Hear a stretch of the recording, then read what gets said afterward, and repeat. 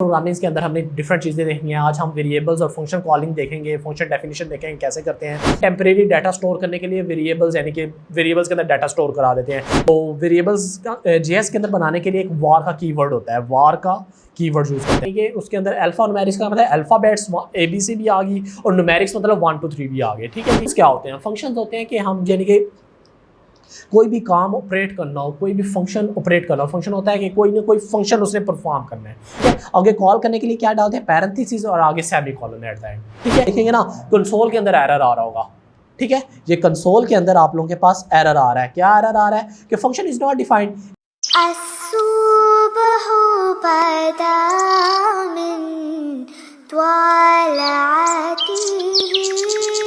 अस्सलाम वालेकुम, this Mohammad Usman and welcome to the UVision. So आज के लेक्चर में हमने देखना है कि वेरिएबल्स बेसिक प्रोग्रामिंग हमने स्टार्ट करनी है। तो बेसिक प्रोग्रामिंग के अंदर हमने डिफरेंट चीज़ें देखनी है। आज हम वेरिएबल्स और फंक्शन कॉलिंग देखेंगे, फंक्शन डेफिनेशन देखेंगे कैसे करते हैं।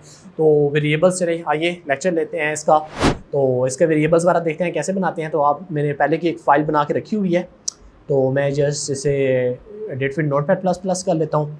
ठीक है, और JS के अंदर script.js को भी कर लेते हैं। ठीक है जी, ये वैले का कोड है। ठीक है, इसमें भी अच्छा सबसे पहले वेरिएबल्स को डिफाइन करने के लिए कीवर्ड यूज होता है। वेरिएबल्स होते क्या हैं?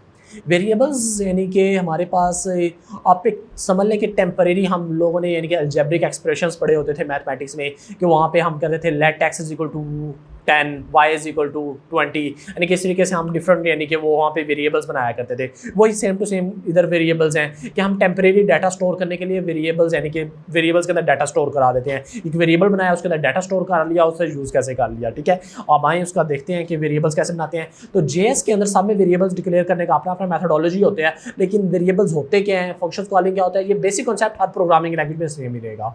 तो वेरिएबल्स का JS के अंदर बनाने के लिए एक वार का कीवर्ड होता है, वार का कीवर्ड यूज़ करते हैं। वार यानी कि ये वाला वार का कीवर्ड यूज़ कर दिया, आगे स्पेस डालनी होती है। ये स्पेस, एक स्पेस डाल दी, उसके बाद आप लोगों ने वेरिएबल का नेम लिखना है। लेट्स से मैं वेरिएबल का नेम रख देता हूँ x।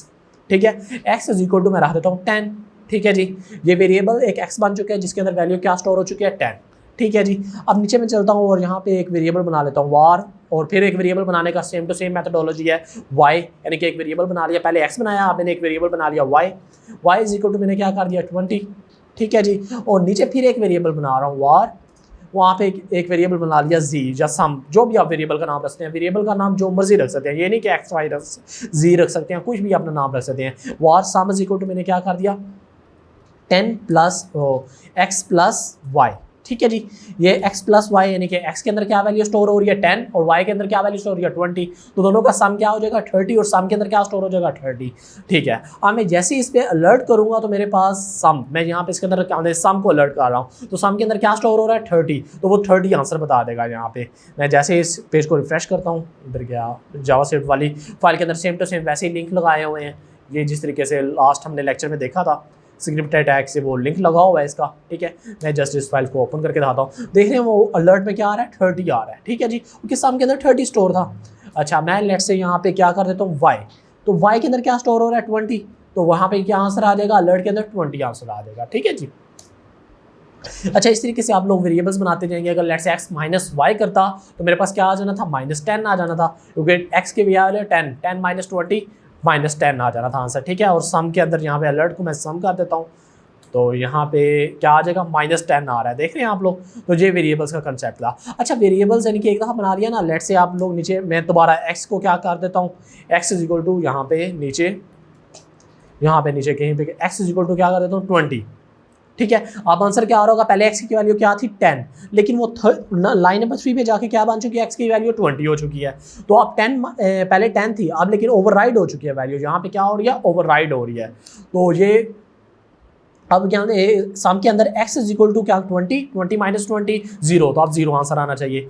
तो ये आप लोग देखें 0 आ गया। ठीक है जी, तो और अगर लेट से मैं y को भी ओवरराइड करता हूँ दोबारा, यानी कि मैं नीचे सम, यहाँ पे सम में 20 था ना, मैंने सम को ओवरराइड कर रहा हूँ, सम के अंदर मैं डाल रहा हूँ x प्लस वाई। ठीक है जी, सम इज इक्वल टू क्या कर दिया मैंने x प्लस वाई। सम यहाँ पे क्या हो रहा था, सम के अंदर क्या स्टोर हो रहा था, 0 स्टोर हो रहा था, लेकिन यहाँ पे अब क्या स्टोर हो जाएगा 40, 20 प्लस 20 40, ठीक है। अब जैसे मैं इसे रिफ्रेश करता हूँ देखना वो क्या आ जाएगा 40 आ गया है। यहाँ पे अगर लेट से मैं यहाँ पे अगर अलर्ट सम करता हूँ ना, यहाँ पे भी एक अलर्ट सम कर देता हूँ, तो यहाँ पे क्या आ रहा होगा हमारे पास सम के अंदर 0, क्योंकि यहाँ पे लाइन नंबर 4 के अंदर 0 स्टोर है तो 5 आ जाएगा, लेकिन वैल्यू ओवरराइड हो रही है 6 लाइन नंबर पे ऊपर, तो यहाँ पे क्या हो रहा होगा 40 आ रहा होगा, लेकिन ऊपर पहले 2 अलर्ट्स आ रही होंगी। पहली अलर्ट के अंदर क्या आ रहा होगा 0, ठीक है वो 0 आ गया, और सेकंड अलर्ट के अंदर 40, ठीक है वो 40 आ गया, ठीक है। ये वेरिएबल्स का थोड़ा बहुत कंसेप्ट है, इसे यानी कि जितना आप डिबग करेंगे उतना बेटर रहेगा आप लोगों के लिए ये। अच्छा यानी कि विदाउट डबल कोट्स अगर डाटा हो ना, अगर एक तो डबल कोट्स वाला डाटा भी होता है। लेट्स से मैं यहाँ पे क्या एक बना देता हूँ message, var message is equal to your sum is, ठीक है जी, ये मैं एक मैसेज बना दिया योर सम इज, ठीक है।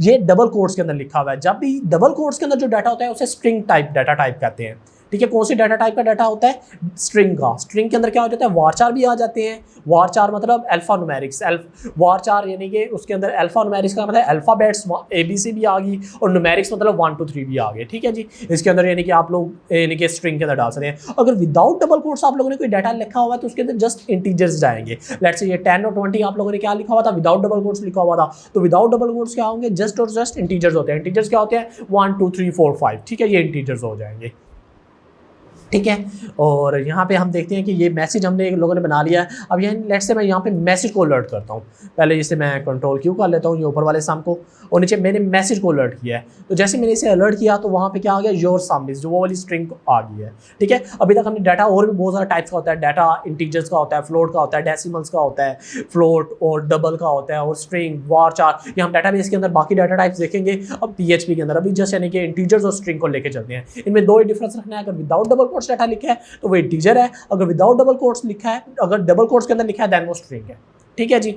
अच्छा अब आगे मूव ऑन करते हैं, यानी कि ये आप लोगों को वेरिएबल्स का कंसेप्ट हो गया होगा। अच्छा नीचे हम फंक्शंस क्या होते हैं। फंक्शंस होते हैं कि हम यानी कि कोई भी काम ऑपरेट करना हो, कोई भी फंक्शन ऑपरेट करना हो। फंक्शन होता है कि कोई ना कोई फंक्शन उसने परफॉर्म करना है, कोई ना कोई फंक्शनैलिटी उसने परफॉर्म करके देनी है। तो जिस तरीके से वेरिएबल बनाते हैं, वेरिएबल बनाने के लिए वार का कीवर्ड यूज़ करते हैं, फंक्शन बनाने के लिए कौन सा कीवर्ड यूज़ करते हैं, फंक्शन का कीवर्ड यूज़ करते हैं, ठीक है। मैं इस सब को कंट्रोल-X कर लेता हूँ, और ये फंक्शन यानी कि फंक्शन एक मैंने बना लिया। जब भी फंक्शन बनाना है तो फंक्शन का कीवर्ड यूज़ करना है, वेरिएबल्स के लिए वार का कीवर्ड यूज़ करना है।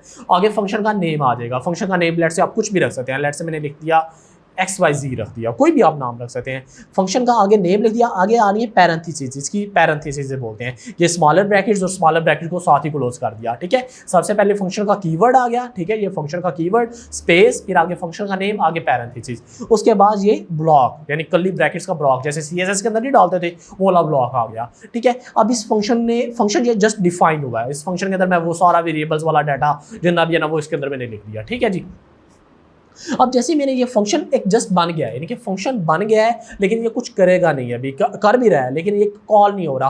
फंक्शन तब तक परफॉर्म नहीं होता जब तक कॉल ना हो रहा हो। ये सिंपल आप सवाल है कि जैसे मोबाइल नंबर पे कॉल जाएगी देन मोबाइल ने रिंग ट्यून देनी है, अदरवाइज वो मोबाइल साइलेंट पे रहेगा, ठीक है, वो जस्ट खामोशी से बैठा रहेगा। लेकिन जैसे क्या किसी नंबर पर कॉल जाएगी देन वो रिंग ट्यून बजेगी और आपको पता चल जाएगा कॉल आई है। इसी तरीके से फंक्शन बना हुआ है लेकिन ये कॉल नहीं हुआ तो ये जस्ट खामोशी के साथ बैठा होगा। यानी कि जैसे मैं इस पेज को रिफ्रेश करता हूँ ना, कुछ भी नहीं कर रहा होगा, देख रहे हैं आप, कुछ भी नहीं कर रहा, ये जस्ट यानी खामोशी के साथ बैठा हुआ है। तो फंक्शन को कॉल कैसे करते हैं? फंक्शन को कॉल करने का वे ये होता है कि फंक्शन का नेम, जैसे आप मोबाइल नंबर एंटर करते हैं ना, मोबाइल नंबर डायल करना पड़ता है, विदाउट मोबाइल नंबर आप डायल नहीं कर सकते। तो इसी तरह से फंक्शन का नेम पता होना चाहिए। मेरे फंक्शन का नेम पता है XYZ है, ठीक है। आगे कॉल करने के लिए क्या डालते हैं, पैरेंथेसिस और आगे सेमीकोलन एट द एंड, ठीक है। ये एट द एंड सेमीकोलन लाजमी डालने होते हैं, ठीक है। फंक्शन का नेम यानी कि फंक्शन को कॉल कैसे करना है, फंक्शन का नेम बताना है, फिर आगे क्या पैरेंथेसिस डालनी है। ये क्या हो चुकी जी, फंक्शन कॉलिंग होगी। और ये क्या हो गया, फंक्शन डेफिनेशन, ठीक है। ये सारा फंक्शन को डिफाइन करने का वे होता है। मैं यहाँ पे ऊपर फंक्शन डेफिनेशन ये कमेंट्स में लिख रहा हूँ, ये कोडिंग के अंदर नहीं चलता, ठीक है जी। नीचे फंक्शन कॉलिंग होगी, ठीक है, फंक्शन कॉलिंग ऊपर भी कर सकता हूँ। तो फंक्शन कॉलिंग कर दी। फंक्शन कॉलिंग करने के लिए क्या होना चाहिए, आपको फंक्शन का नेम लाजम पता होना चाहिए और वो फंक्शन डिफाइन भी होना चाहिए। लेट से आप एक ऐसे फंक्शन को कॉल करते हैं जो बना ही नहीं हुआ। लेट से आप एक ऐसे मोबाइल नंबर को कॉल करते हैं जो वो मोबाइल नंबर एग्जिस्ट ही नहीं करता। क्या आगे से वो बोलेगी खातून के क्या जो नंबर इस you have enter wrong number, ठीक है, आपका नंबर गलत है, यानी कि इस तरीके से बोलेगी। इस तरीके से जहाँ पे भी एरर आ जाएगा, अगर यानी कि अगर नेम गलत देते हैं तो वो बता देगा your function is not defined, ठीक है। तो आप देखते हैं यानी कि ये किस तरीके से अब यानी कि विदाउट यानी कि पहले कुछ कॉल नहीं करता, अब हमने फंक्शन को कॉल कर दिया है, और वो सारा जो इसके अंदर कोड है ना वो सारा ऑपरेट कर देगा। पहले वेरिएबल एक्स बनाएगा, फिर वाई बनाएगा, फिर 20 बनाएगा। अच्छा, ये हमें नजर नहीं आते कि किस तरीके से वेरिएबल्स बन रहे हैं, ये जस्ट हमें अलर्ट नजर आएगी कि अलर्ट के अंदर क्या आ रहा है, ठीक है जी। अब देखें, जैसे मैं इस पेज को रिफ्रेश करूंगा तो वो जो सामने आ गया है, ठीक है। पहले हमने फंक्शन को कॉल नहीं किया था, अब जैसे फंक्शन को कॉल नहीं किया तो वो जस्ट खामोशी के साथ बैठा था, कुछ किया ही नहीं। लेकिन जैसे ही मैंने फंक्शन को कॉल किया देन उसने परफॉर्म किया, देखा आप लोगों ने, यानी कि तभी उसने परफॉर्म करने लग गया और उसने बता दिया कि ये वाला फंक्शन है, ठीक है जी।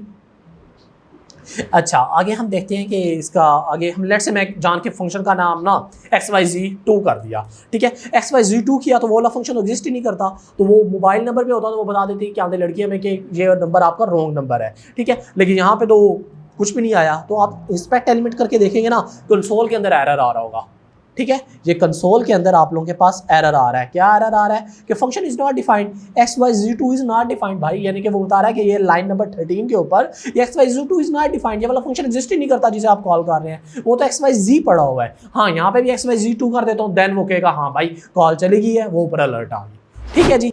सो ये फंक्शन कॉलिंग थी और फंक्शन डेफिनेशन थी, ठीक है। बाकी इसकी मजीद यानी कि इंफॉर्मेशन है कि function with parameters, function without कि रिटर्न टाइप्स हम बाद में देखेंगे, यानी कि अगले नेक्स्ट लेक्चर में देखेंगे। आज के लिए इतना ही था, दुआ में याद रखिएगा, अपना ख्याल रखिएगा। अस्सलाम वालेकुम वरहमतुल्लाहि वबरकातुहू।